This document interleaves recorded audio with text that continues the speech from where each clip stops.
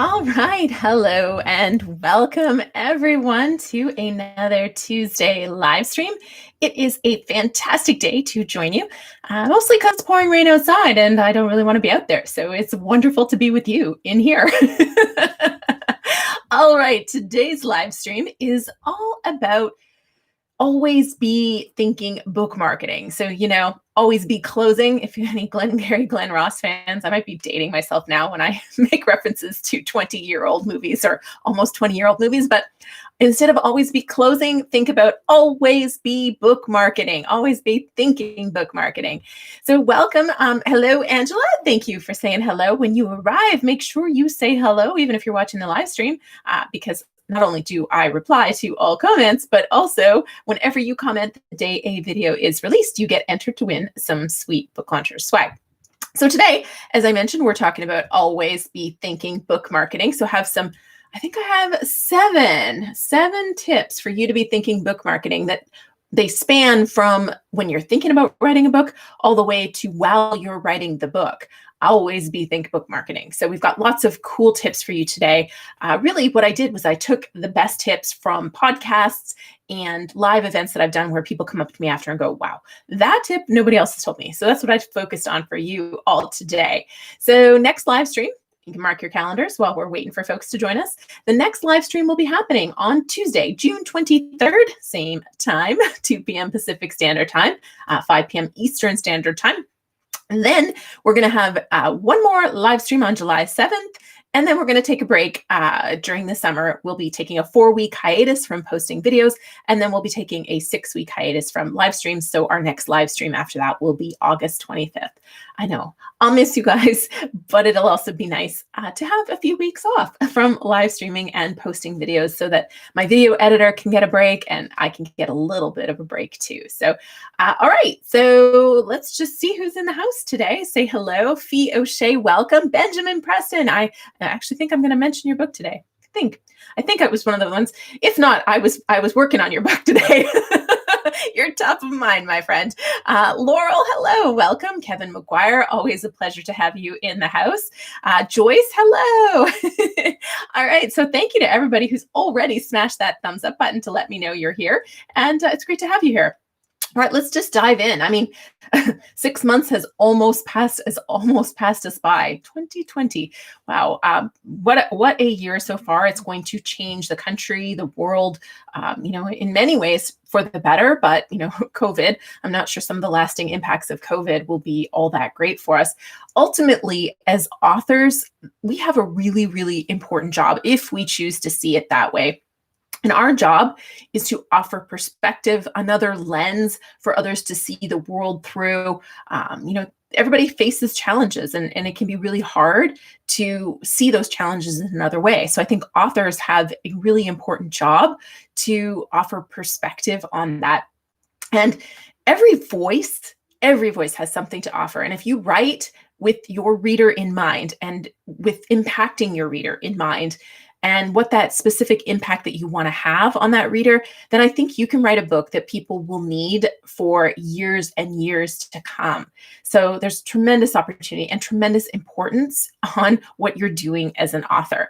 Now, as much as I want you to always be focusing on what's in it for your reader, and really ultimately how they're going to benefit from what you're reading, even memoirs. And, I put this video out a few weeks ago about mistakes people make when they write memoirs. And I talked about how they get hung up on it being their story and they forget that there still has to be something in it for the reader, some sort of a benefit, not just inspiration. It has to be more specific, something more, something bigger that they can take away from a memoir. But even though I'm saying focus on your reader, you still need to find readers. You still have to write a book that you're going to be able to market and you're going to be able to put in the hands of readers so you can have that impact, which is why we're talking about book marketing and always be thinking book marketing. So no matter what phase you're in right now, we're going to have some tips that will help you. And hopefully if you're done your book and you're here for marketing, you're still going to get value from this, but you can also be thinking, I would do that differently perhaps on my next book. So I've got a handful of tips. I think I have 7 specifically I made some notes. So the first tip, I'm just going to dive right in and then I'll check in. If you guys have questions, you can always post them. My team is here, so they'll answer some of the questions in the chat and then flag questions for me that I need to focus on. So, but the first tip is write a book. Well, while you're thinking about the book, or while you're writing the book, think about marketing. And this comes back to your audience. So knowing who that audience is. And what I like to tell people, for those of you here who've had calls with me, in the first half a dozen questions that I'm asking to understand your book, surprise people sometimes because I'm not even really asking about the book itself. I'm really trying to figure out if there is a problem that a specific reader has and where that specific reader is going to be hanging out. The books I struggle with are the ones when people come in and they say, my book is for everyone. And then I struggle because I can't envision how we're going to help them market that book. So if you do this, what I think is think about where that audience is hanging out. So who are you helping and where are they? And for me, when I wrote my first book, More Than Cash Flow, this was really easy. Now that first book, it focused on a new real estate investor, somebody who was getting excited about buying a bunch of properties. And I wanted them to make smart decisions to help them make money and minimize the problems as a real estate investor. And I knew where those people were hanging out because that's where I was going to. That's where I'd been going as a new real estate investor. I knew the meetup groups. I knew the magazines they were reading. I knew the bloggers and the newsletters they subscribed to. And I had made a list. And it was an easy list for me to make because I was that reader at some point. So if you are or have been your ideal reader, it's easier for you to make a list. But again, think about it. If you're targeting everyone, if you think my book is going to inspire everyone, how the heck are you going to make a list of where you're going to find those people with that problem? So that's the first thing is before you even write this book, think about where your kind of ideal reader is going to be hanging out. Erica Cisneros, Honest Immigration, her book is called Honest Immigration. It's not for anybody looking to immigrate into the US. Her book is for folks who are in the US and want to stay, and they're eligible to receive a humanitarian visa for mistreatment. And that's a very specific audience. And she knows the professionals and the groups. There's churches and other places that these folks are hanging out. They're already going to for help. So she can get those books into those places. And so you can picture, and it's very specific. You know exactly who this is for. And then it's just a matter of finding all of the places and all of the people, all of the companies and associations and groups that serve that specific audience. Another example, Alec Hansen's book, Bypassed. It's not just for mortgage professionals because that's who his target market is, but it's specifically for mortgage professionals who've been left behind by that digital customer. So typically I am picturing somebody who's been a mortgage broker, been a mortgage professional for a while, and they haven't kept up with social media. They haven't kept up with their website. Somebody's Googling their name and they're not finding anything. They don't understand social media. So this is great because not only am I picturing mortgage professionals and companies, I'm picturing companies that have been around for a long time that are likely to have seasoned folks that have been there for 20 years who need a refresher. They're getting left behind by that digital customer. They're looking at the 20-something mortgage professionals in their office going, I don't know how they're getting so many clients when they're brand new to this. And it's because they get the digital customer. So hopefully you guys get that. You got to be able to see where that audience is hanging out so that when you're marketing to them, you already know where they are. And that's why when people say this book is for women between the age of 30 and 40, or this is for new dads. Actually, new dads you can start to picture, but still it's too general. That's why those things don't work because you can't picture how you're going to market them, where you're going to have outreach and those kind of things.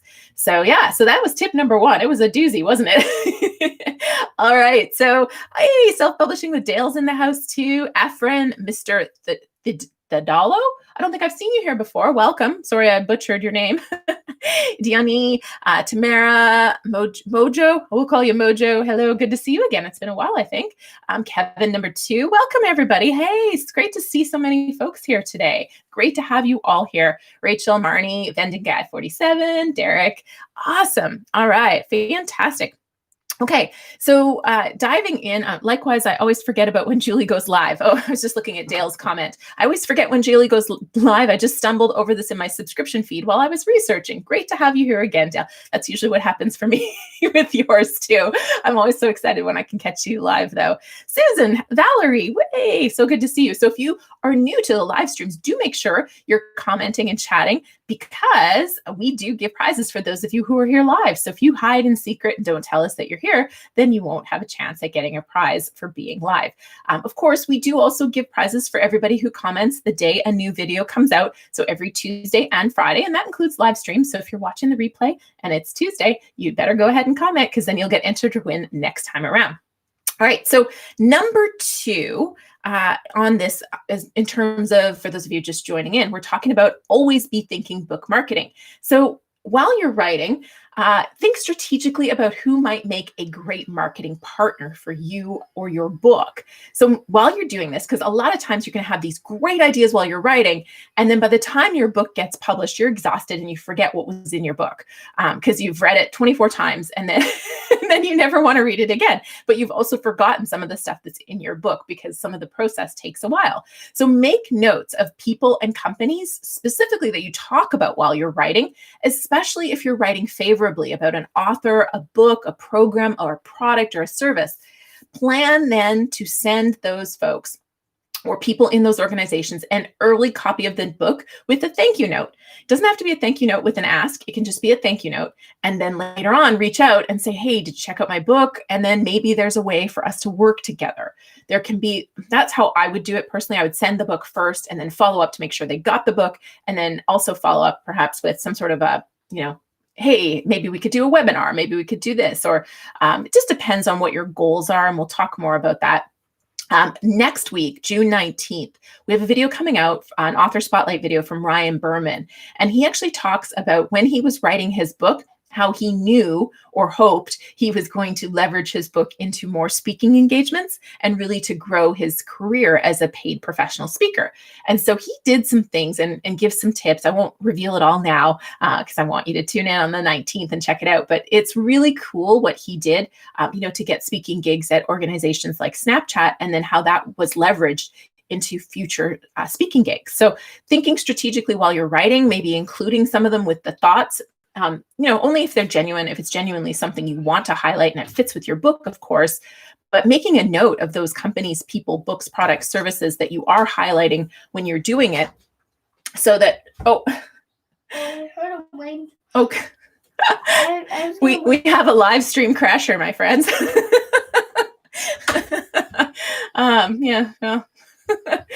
That's how things go sometimes. I just wanted to knock on my dad's room. I see that.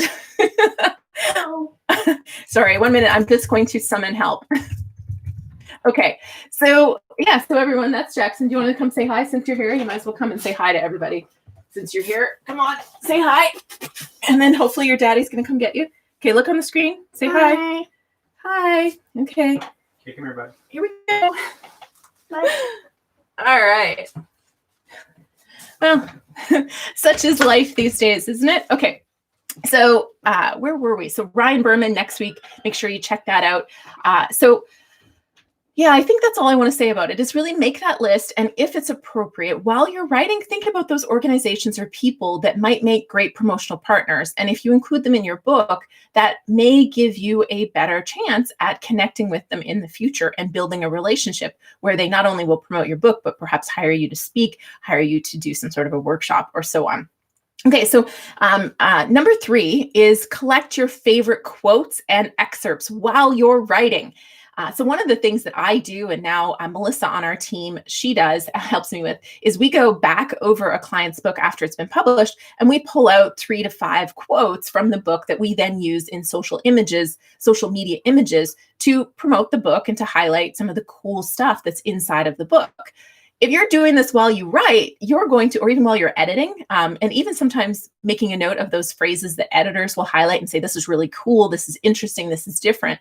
And you pull those out, you're going to have a document of probably 20 or 30 different quotes that you can then have a graphics designer or yourself, if you're creative like that, create some social media imagery. And you're going to have, a year's worth of quotes that you can use that are going to add value, be cool for other people, but also promote your book and promote some of the stuff that you believe in and want to share with others.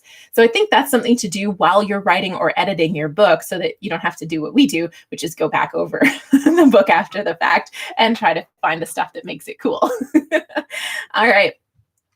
So they all said hi. So thank you for for the child cameo there.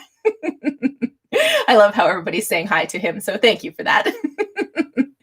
All right. So yeah, and Angela's here, as well as, who else did I see from? Oh, Jacqueline's in the house too. So wonderful to have you guys. That's to my team. So if you guys do have questions that I don't get to, they're here to answer them as well. Okay. So tip number 4 for you.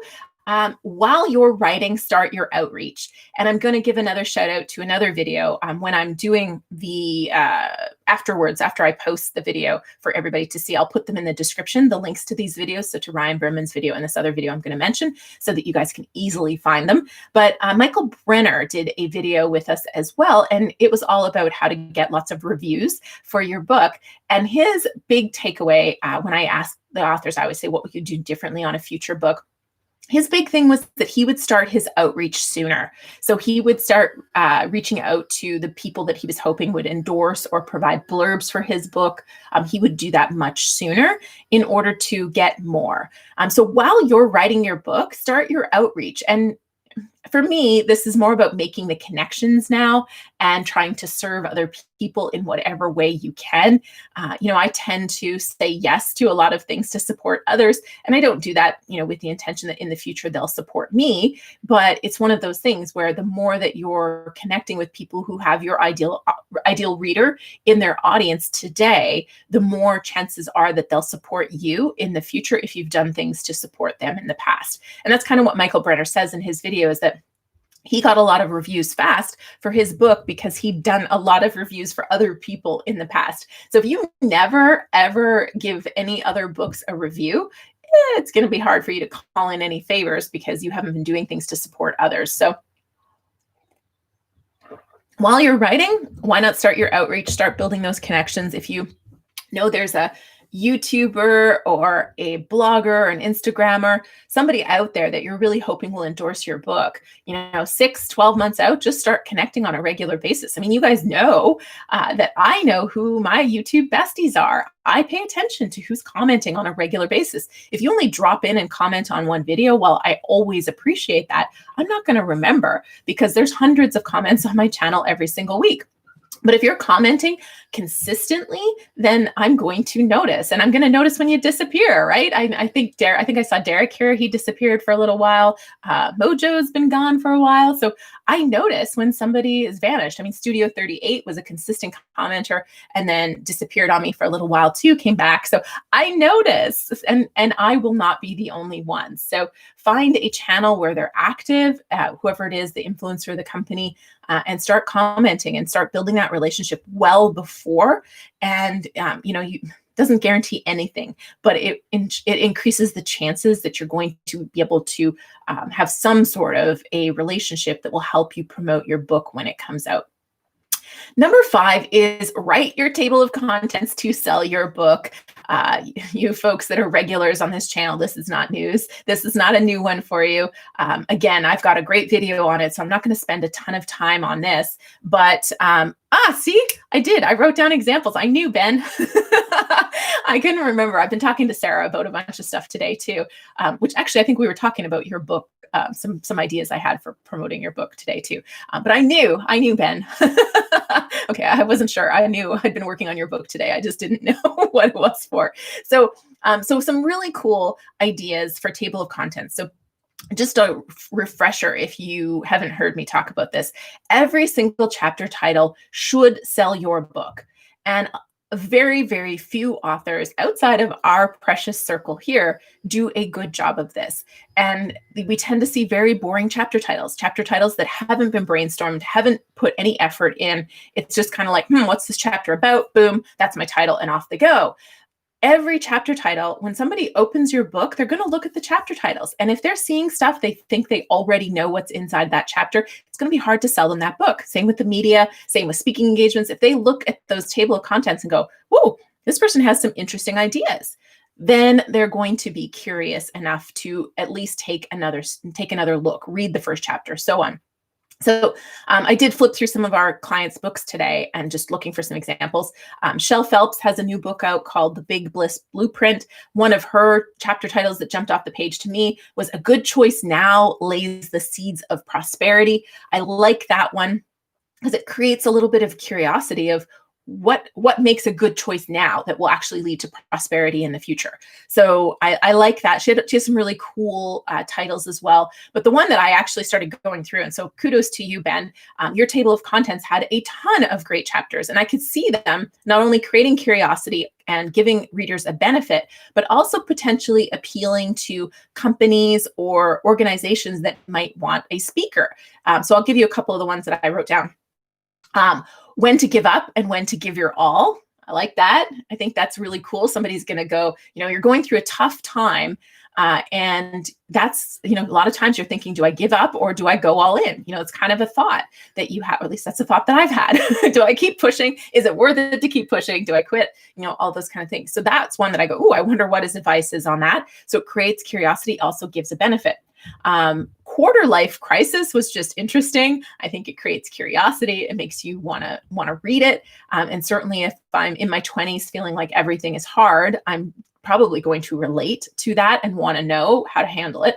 And then I really love the single secret to team success. It's the single secret. Team success isn't a new idea, but you're going, what's that secret? And why is there only one secret to team success? So it makes you as a company want to know. As a person, it makes you want to know too. And then finally, I like impact starts with you. I could see that being a movement almost. I could see that being certainly a talk or a workshop at a company, but impact starts with you just has power. I like that a lot. So those are just some cool examples, but just think differently. When you're looking at your chapter titles, imagine that every chapter title is a little salesperson that has to sell your book, and just try to make every single one better. They don't have to be, every single title doesn't have to be as good as a book title. But if they can create curiosity or sell a benefit or do both, then you're doing really, really well. And the big thing is just don't have it be something that you've seen in other chapters. And the one example I give all the time is finding your why. And I picked on that one because I've seen it at least 5 or 6 times in the last year. Finding your why is generic. And if somebody's reading your book and they're going to that chapter, they're going to go, I've already read this before. So you don't want anybody to ever think that. All right. So let's see. I'm just checking here. Okay. Angela, you'll pin my question. So you'll let me know when I've got 2 more tips, I think. So you can come back to whatever questions we have. Mike, great to see you here. Elliot, yay. Hello. And Ben says, I actually got some emails. So Ben's in the house. I just gave his example. I didn't know he would be here. So this is an extra treat. I actually got some emails about speaking to some companies. And the woman I talked to said the chapter titles got excited to read. Yay. Just proves my point. So thank you so much for sharing that. And I know this from personal experience because I got speaking gigs off my chapter titles. My second book, The New Brand You, I had one chapter called You Are Who Google Says You Are, and associations and groups called me to come and give talks on that chapter title. So that's how I know that works. And it's powerful because, people do flip to the table of contents and they will eliminate or go further based on that. So that's great. And I see some people telling Dale they love his videos. You guys, if you haven't checked out Self-Publishing with Dale, head on over there after the live stream and check out his content. He has amazing tips. I've started putting some of his videos in our playlists as well, so you'll see him in there. And we've got another collab coming up. I'm pretty sure I just shot. Yes, we do on YouTube videos for authors. So I know I just had to reel back my brain on all the things I'm working on. Okay, so a couple more tips for you. And then I know there was questions, so then I'll get Angela to flag those questions for me. And I had one more example I'd written down. Jeff Ruby, Red Rock Leadership, he had a cool section in his book called Can't We Just Eliminate Emotions? His book is a leadership book, and I just thought that was a cool chapter. It makes you go, oh, and you'll have a reaction. You'll go, well, no, you need to have emotions, or yes, like let's get rid of all the emotional reactions to things. So you'll have a response to it, and it'll, in most cases, will make you want to read that chapter. Also, I can see that one being something that you're training managers on, dealing with emotions and those kind of thoughts. So I thought that was pretty cool too. Okay, tip number 6 of always be thinking book marketing. Previews and look inside. All that early book matter must sell your book. And again, I have videos on all of these things, so I'll probably just link to a few of them. But a couple really quick pointers on this. Acknowledgements to the back of the book. There is no need for your acknowledgements at the beginning. Most people are going to read them if they loved your book and they want to know who contributed. They don't need to see them at the beginning, and it doesn't sell your book. So acknowledgements to the back. Forward. I get a lot of questions about forwards. Frankly, I don't like very many forwards. Most of them are very boring. And we're all about #no boring books at Book Launchers. And some people have actually paid people money for forwards that were terrible, and they still put them in there because they paid people money for them. So here's a general criteria on a forward, and I have a video on this for you.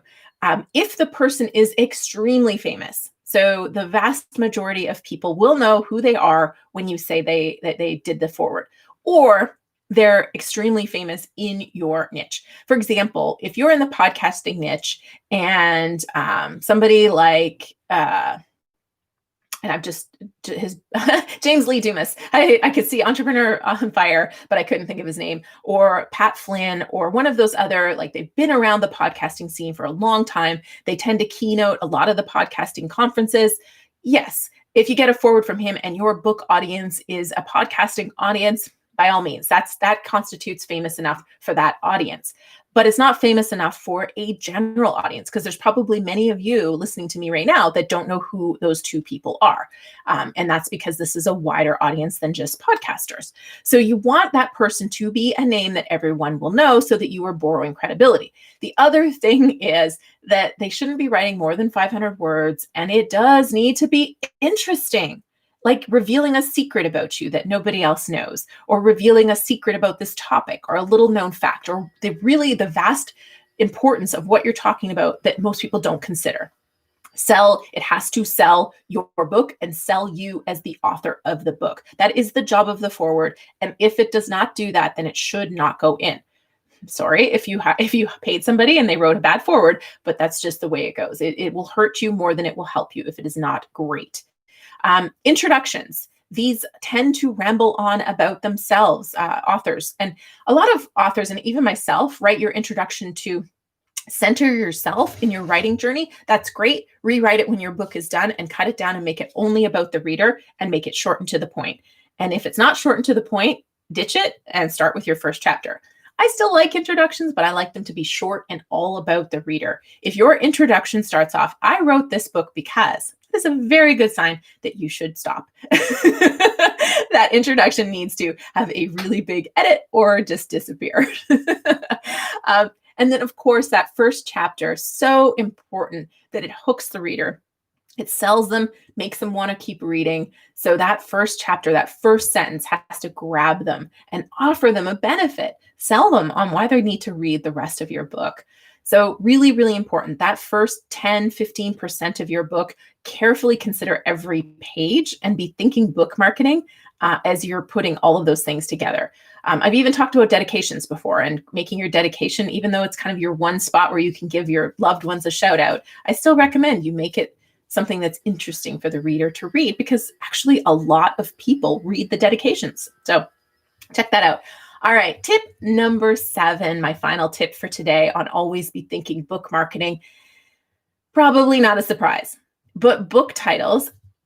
This is going to be about book titles. Now, we've talked about book titles lots before. Just to recap, it needs to be easy to say, easy to remember, easy to spell. And in an ideal world, the website is also available. If you care about making this something that's going to be a long-lasting part of a business, you probably should search for a trademark before you fall in love with the title to make sure that the title's not trademarked. You can use the title of somebody else's book if somebody else has a book by the same title, but there's competitive reasons why you might not want to. There can be some advantages to it, but if it's a really popular, well-known book, especially if it's in the same category as yours, you probably want a different title. But the bigger question then comes into, is anything trademarked that makes it so you can't have this, or trademark it if you want it part of your business, or are there websites available? Again, it's just about being searchability, and having it be relevant too, of course. And spending a lot of time on title in advance is important because titles are hard to change. Jacqueline's here. She can attest to the fact that you can change a cover. It's still a little bit of a pain to change a cover on a book, but you can do it. But changing a title means you have to change all your metadata. You have to get a different ISBN. Everything changes when you change your title. Your registration, if you've registered it anywhere, the title change is big. So spend some time, and before you fall in love with the title, do some extra research and testing, Googling it, searching on Amazon for it, even doing trademark search if that's going to be something that's important to you. Again, titles can't be copyrighted, so you can use the same title as somebody else, so long as that title is not trademarked. Some trademark, just an example, like Freakonomics, a lot of the Malcolm Gladwell titles, they trademarked them because there's a bigger brand around it. So some titles do have trademarking around it. And that's a whole nother area. And actually, Dale has done some really cool videos, speaking of Dale Roberts, on trademarks when there's been some really funky things that have happened in the publishing world where people tried to trademark certain words, which was crazy. So he's actually done some really cool videos with some lawyers and things like that on trademarks, if you want to dive into that with titles a little bit more. But some titles that I like that are from our groups, our authors, Mean People Suck. So, it's just say it. Mean People Suck. It's just a great title. You will remember it. It's easy to spell. It's easy to say. Retire Before Mom and Dad. Easy to say, easy to spell. It breaks my 3-word rule, but it also tells you what the book is about. It sells you on the book. So I love that title for that reason. A new one, Kaboomer, Thriving and Striving into Your 90s. Also tells you what the book is about. Kaboomer is the title. It's fun. It's fun to say. Might be a little trickier to spell because it's not a word that you're familiar with. But Kaboomer, it's spelled like you say it, and it's easy to remember. So those are just some really cool titles that I like, just as examples. But those are my 7 tips. So what have you guys got for questions? I've been kind of ignoring you to make sure we got through the content. All right. So Angela's here. And we should do a couple prizes while we're at it. So Angela, I want to reward the folks that were here early, and some of you have probably learned to take notes. So my first tip was to know your audience before you write. But what was my second tip today? This is where it pays for those of you who do take notes. I know there's some of you there. So what was my second tip today? That's going to be my first prize. And then we'll do a random draw of everyone who has said hello today for our prize number 2. And today is let's see, what's our date today? Let's see. It is June 9th. So let's go number 9 from... Did Mike heard? Did I just see a non-book launchers mug? Yes. I don't know if I'm allowed to show branding. Sorry. I had someone do a delivery for me, which was quite kind. So there we go. Let's see. Me, I self-publishing with Dale. I'm not sure. I just see me. I don't know. Lots of questions, Angela says. Okay. Number 2, I'm just waiting. You chime in, Dale. He says, I'll be quiet. I don't know what you've been doing. I haven't checked the live stream. I was paying attention to the tips so I could make sure we got the content out before I dove into quiz. Oh, Laurel's nervous about the quiz. It's okay. Who could make a great marketing partner? Joyce. Yes. Woo. Joyce, I don't know if you're the first one. Mike Hurd says it was the tip before the third one. You weren't taking notes, were you, Mike? Oh, Marnie's above that. Partners. And Kevin, number 2, think of partners. Oh, there's quite a few of you. Okay. Well, let's see. Kevin was first, as far as I can tell. You guys are good. There's a lot of you got it right. So Kevin number 2, congratulations. You are the winner. You let us know. You know what? I think have you got the mic? I think you've got the journal twice now. Do you want a mug? Email us at team@booklaunchers.com. And Marnie, do you want a copy of Red Rock Leadership or Big Bliss Blueprint? You might really like that one, actually. Big Bliss Blueprint, or what was the other book I mentioned today? Harness Your Butterflies. Harness Your Butterflies bypassed. I meant Red Rock Leadership or Big Bliss Blueprint. As a backup, because you were number 2, you can let us know which one of those you want. I'm guessing Big Bliss Blueprint. You'll probably really like that one. But email us at team@booklaunchers.com and let us know where we should send it and what we should send. Kevin, number 2, you can have a mug. After that, you can start thinking about who is going to get your prizes. Then it'll be Kevin's. The Kevins now become the designated donators because the Kevins have all the swag. All right. Awesome. Okay. So Marnie's saying Big Bliss Blueprint. Angela's here. I know. All right. So Angela, do you want to let me know what the questions are that I need to answer? And I'll start answering them for everyone that's been asking questions while I was going. And then we're also going to do draws, of course, for the folks that have commented every Tuesday and Friday. And I'll actually get that set up right now because I have to do a name generator on because I haven't been printing them off. I don't really have in my makeshift office in the garden shed. I don't have random name generator wasn't up. I don't have as easy access to printers and things like that. So I have been just copying and pasting the emails into a list randomizer, and then I draw from there. So folks, that's for every Tuesday and Friday when a video comes out. We enter you to win a sweet Book Launchers journal and a mug, which the mug, unfortunately, you guys are right. I'm drinking a here, I'll hide it. A Book Launchers mug, but it's a hashtag No Boring Books mug. And of course, our Oh So Soft journal, which Kevin number 2 has called the Bloss, the Book Launchers Oh So Soft journal. The Bloss J? The Bloss journal. Okay. So let's just put these names in and we'll do a draw right now. So we need the drum roll, please.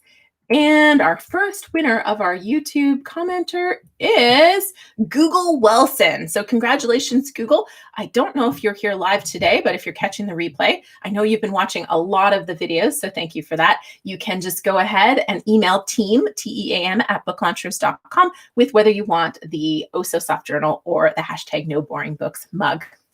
Okay. All right. So first question, all of this applies to fiction books too, right, Julie? I would assume so. I mean, it doesn't apply. So recapping the tips really quickly. I mean, I'm not a fiction expert at all. This would be a great question for some of the fiction authors in the house. Write a book while thinking about marketing. Know your audience before you write. 100%. You should always know where you're going to be reaching these people after. Think strategically about who might make a great partner for your book.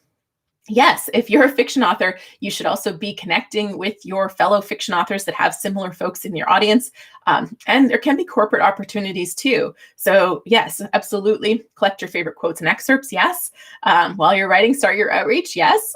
Table of contents, not so much. I don't think fiction really sells based on table of contents because usually it's chapter 3, chapter 4, chapter 5. Some of them label their chapters, but number 6, previews and look inside. Yes, absolutely. All of that early matter needs to sell your books. And titles and branding, of course, it applies as well. So yes, I guess it does largely apply to fiction. Any advice, tweaks, depending on fiction versus non? So yeah, I mean, again, I'm not a fiction expert at all. I barely even read fiction anymore. I read so much nonfiction, I don't feel like reading any fiction. But, I think there are some tweaks in the potential partnerships that you would have. I think you're looking more for cross promotions with other authors, but perhaps some apparel or some companies, there certainly could be potential depending on the type of book, what you're doing. There might be company cross promotions there that you may want to think about and consider. But yeah, I think that would be the main one. Okay, second question. What type of marketing for young greenhorn debut fiction authors? Again, folks, I'm sorry, I am not a fiction person at all. So that's why not Book Launchers does nonfiction only. There's some great materials. Check out Keith Wheeler Books, Mandy Lynn. She has a great site too. Dale talks about lots of strategies around I think that would apply for low content as well as fiction. So self-publishing with Dale as well. Let's see, I want to strategically invite people to contribute a chapter to my second book, an edited work of critiques of my first book. Interesting.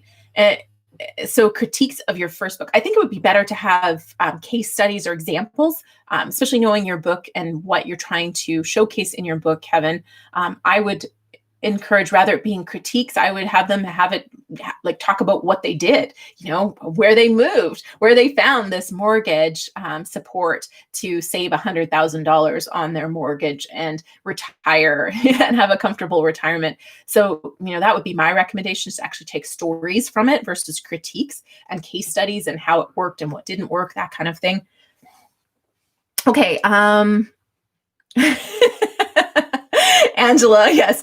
Mike Hurd says, Angela, you need a profile picture. Absolutely agree with you. Ditto for Kevin number 2, but he likes to roll a little bit anonymously. Marketing for fiction again. So I'm not a fiction expert, folks. If you guys want to talk nonfiction, I've got all kinds of stuff I can cover. Okay, just checking. Any other questions, Angela, that I should be hitting on before we wrap up? I got one more draw to do, so I'll go do that. Well, oh wait, here's the third question. If Kindle only shows the first 10% preview, why waste the space? What do you mean waste? Oh, like maybe that person's reinforcing what I'm saying. Why waste the space? Use it for the things I'm talking about, but really use it to sell. You can, by the way, set your preview. 10% is the minimum, but you can set it to up to 80% with Kindle. So you can show a lot of your book. It gets randomized after the first 10%. It gets shown in 10% increments. So the first 10% is going to show on that look inside part. So that's where you really want to focus your attention. But you can add 20% or 30%, and then they can click ahead. It doesn't show specifically the first 20%. It shows 10% and then randomizes the next where it's going to start for the next 10%. But the first 10% is really, really important, which is why I say, ditch the acknowledgments, put them at the back of the book, look at every page and really ask yourself, does this help my book sell? Does this connect with my reader? Does this sell my book? And if it doesn't, you really need to have a very, very important reason for including that material. I need a haircut and a shave first. That's what Kevin number 2 said. I know. I feel you on the haircut side. Only a couple more days and I'm getting a haircut. It's very, very exciting. Okay. Oh, the 10% was a comment. Really? Yeah, that's what I figured. That's how I interpreted it. I didn't see who it was from. Angela, when you're giving me the questions, can you tell me who asked the question? That would be helpful. Difference between intro and preface. Oh, do you guys use prefaces or prefaces? How do you guys say them? Preface? Preface? Preface? This is where I don't know whether to be what a Canadian would say versus an American, honestly. Yeah, I mean, again, typically I find them boring. So unless there's a really good, important reason that it needs to be there, then, I think typically people use a preface as, well, just that, right? It's like preamble before your book versus an intro, which tends to introduce the concept. So if you need to have material that somebody needs to know in order to understand the book, for example, Kevin number 2's book, without telling you guys all about it, his concept is kind of how you can move to certain places and have the government essentially give you $100,000 towards, your mortgage. That's more or less. I hope I'm not speaking too much there, Kevin number 2. So you could have a preface of some concepts or some things you need to know about this program before you read the book. But personally, I would weave it into your book because the preface is probably not going to sell your book. It might. So yeah, and the difference between that and the introduction, I think it depends. Jacqueline's here. Maybe she can give you a better explanation, but we tend to not have prefaces in our books. So my guess is that they're not necessary and I'm not that versed in what the difference is. So Laurel's asking, what exactly are Amazon keywords and how do they matter and help? That's a really, really big question. And there's actually, I mean, I have a video on keywords. And again, this is where I have to give Dale a shout out because he does really great stuff on keywords. So the importance is searchability for your book. And the reason you want to really focus on keywords is not only for searchability, within Amazon, but also thinking about Google. Your book actually tends to rank quite high in a Google search for those keywords. So we do Amazon keyword research as well as Google keyword research for the book descriptions. But it's all about having your book show up where it should show up. But there's a whole bunch of things you need to understand about what should and shouldn't go into a keyword list. And Amazon's also changed the number of keyword characters that it will allow. And there's a lot of stuff around that. So I highly recommend diving into the keyword video that I recently put out and then checking out some of the stuff Dale has on that subject because he does a great job on that. Subtitles, IJ King. Okay, this is great. We'll probably only take 2 more questions and then we'll wrap up for the day and I'll do one more draw. Oh, wait, did we do the other draw? I said number 9, but I didn't give you, did I get distracted? Angela, did we do the other draw I said 9, today's the 9th, and I didn't pick a place where we were going to go from. So I'm thinking we didn't too. Okay, so that's a question for Angela. I'll wait for that answer. IJ, I will answer your question right now. So any advice on the use of subtitles? So again, this is specific to nonfiction, my friends. We're not talking fiction. With regards to subtitles, yes. The importance of a subtitle is, in my mind, twofold. If you can put some version of your book into your subtitle, that will clearly tell the reader that this book is for them and what they're going to get from that book. That is my ideal. And my secondary ideal is that you include keywords into that subtitle. So our process as a company is, well, first of all, to brainstorm the book title if the client will let us. We like to get our hands on every title if we can. But we do spend a lot of time on subtitles because this is where we get the keyword research and we try to get a keyword into that subtitle if we can. Doesn't always work because it's more important that that subtitle really clearly state who that book is for and what's in it for the reader in a cool way. And this is actually quite tricky to do because, subtitles, it's summarizing a book, 5 to 8 words usually. That's hard, but when you do it, when you get it, you really feel it usually. So yes, subtitles super important for marketing the book. Not because you're ever going to read it. Like nobody ever, and I miss all my books. Being here, I don't have my books in front of me, so I could pick up examples of them. But when you're getting introduced, nobody's going to say, the book title followed by the subtitle in the introduction. They're typically just going to say the book title. But the power of that subtitle for people just self-selecting whether the book is for them, searchability, all those things is really, really important. Hey, CO, great to have you here. Yes, smash that like button. Let me know you're here and happy. And if you're watching the replay, do the same. So thank you so much for that. Okay. Let's see. Okay, we did one randomizer winner and we didn't do a random. Okay, so Self-Publishing with Dale commented, keywords are my jam, which is so true. That's why I'm sending you over to him to learn more about keywords. And we have people on our team that do all the keyword research. It's not me. It's not me that does that. That happens in Jacqueline's department, all the keyword research. So Self-Publishing with Dale's comment, keywords are my jam. Let's go back 9 people from there and see who our lucky winner is. Okay, Angela, you got that one. And I'm going to do a randomizer. And then I see Mona Johnson has a question, and that will probably be our last one for the day so that we're not keeping everyone too late into the day. But thank you all for sticking with me. It's been fun. Okay, so randomizer, where are you? Here we go. Let's go again. Woohoo. Let's see who comes out on top this time. Drum roll, please. It's thinking. It's thinking really hard. Oh, well, let's see. I don't know if I froze. I think I might have froze up a little bit. That might be the problem. Okay, let's see. I never know if this is happening if I've actually frozen up. It still shows I'm live, but here we go. The site can't be reached. Looks like we had a little itty bitty glitch.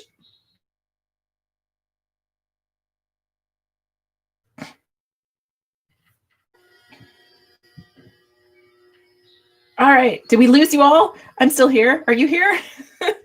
It froze up on me.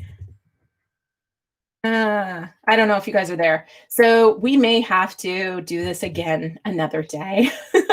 I will let you know who the winner is, just in case you are still there. Right with Sid. Congratulations. You are the winner of the second prize. Hopefully you guys are able to hear me now. So Write with Sid, email us at team@booklaunchers.com. Let us know if you want the Bloss journal, which is the Book Launchers Oh So Soft journal, or our hashtag No Boring Books mug. I'm not seeing any chat, so I can't tell you who won. I'm hoping you guys are here, seeing me, hearing me. You know what? I'll open up Slack because then my team can message me there. So Angela and Jacqueline, if you guys are still seeing me, I'm showing people still here. I've seen thumbs up go up. So I'm just going to open up Slack. You guys can tell me if you are seeing this, you can message me who our other random winner is and anything else I need to know. So very strange. My chat just completely shut down on me. So they can still see the chat and Angela can still hear me. So good news, I'll be able to tell you guys who our winner. Oh, technically it was Kevin number 2. However, and then there's a question left for Mona Johnson. Okay, great. Thank you very much. So we're going to ask Kevin number 2 if he wants to nominate someone else since he already won today. Way to go, Kevin. It is your lucky day. Better get a lottery ticket today. Okay, so Mona Johnson's question was, what about having blurbs or testimonials on the book cover, even when they're not famous but highly credible? Whew, good topic. Okay. So book cover, everything that's on your book cover does need to sell your book. And kind of like a foreword, if you're looking at your audience going, this is a name that the majority of people in my audience will know, then yes, I would say the blurb could go on the cover, but the blurb also should address something. And I have a video on this, and I probably should do a new one talking a little bit more about it. So there's 2 parts to a blurb that's cover worthy. One part is the recognition of that name. And if not the name, then the company needs to be highly credible. So like a vice president of Google, for example, you may not know the name, but when you see vice president Google, so that's number 1. That's important. Number 2 is that the blurb needs to sell the book. So ideally you want that blurb to either speak to a fear or an objection that a reader might have into reading this book, like I've read this before. It also really should sell the core, the author. So there's kind of a couple things. So it should sell the core benefit of the book. This book helped me or will help people do X or be Y or, achieve, right? Go back to that hook. So if it clearly spells out the hook of the book in that, if it is from somebody that's going to endorse the author as the person with the story or the message or the thing that you need to read, great. Or alternatively, it needs to, those are really kind of the main things. They need to sell the hook or sell the author. And it needs to come from somebody with high status. If it doesn't do that, it could go on the back cover, it can go inside the book, but for it to be front cover worthy, it needs to really stand out. One of the books we have has a front cover quote, and it was from Deepak Chopra, I think was one of them. So like a name that most of you will know when I say it. And that's a high value blurb on the cover.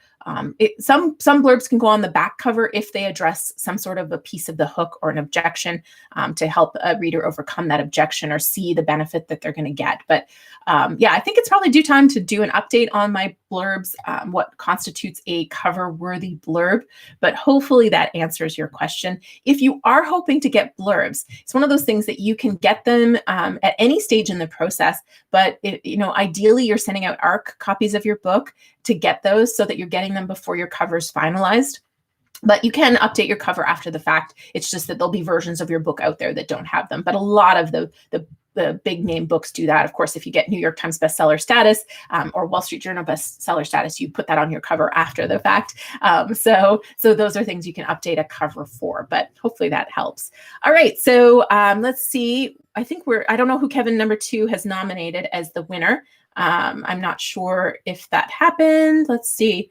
I'm just checking my Slack notices here to see if we had any updates there or if there's any other things. But thank you so much for hanging out with me. I'm sorry the chat went funky on me there. It kind of, my internet seemed to shut down on me. Oh, Edie Sotheby is the winner that Kevin number 2 nominated. So thank you, Kevin. Edie, thank you. Or Eddie, might be Eddie, sorry. I see double D in there now. Eddie Sotheby. Thank you so much. So please email us at team@booklaunchers.com. Let us know if you want the bloss. Yeah, Angela corrected it. It's not my fault. The first version, I think, said Edie, but it's Eddie. Sorry, Eddie. Okay. So email us at team@booklaunchers.com. And of course, we'll see you again. Let me just double check my dates here. We'll see you again right here, same time, same place on June 23rd. Let me know what you want to chat about. You guys had lots of questions. Maybe we should just do an open Q&A. Not sure. Let me know. Let me know in the comments below this video what you want me to talk about on the 23rd when we get together again. And I thank you so much for being here today, you guys. You were fantastic. It was fun to spend so much time with you. Sorry I couldn't see your last bit of comments. Hopefully they're on and I'll read them after this goes live with the replay. But we'll see you again, and check out the video this Friday, which will be on, let me just look at my notes. It is on how to prep for speaking engagements. If you're using your book to get paid or unpaid speaking engagements, you're going to want to check that one out. And then we've got a couple of really cool videos for you next week. Like I said, next Friday is the one with Ryan Berman.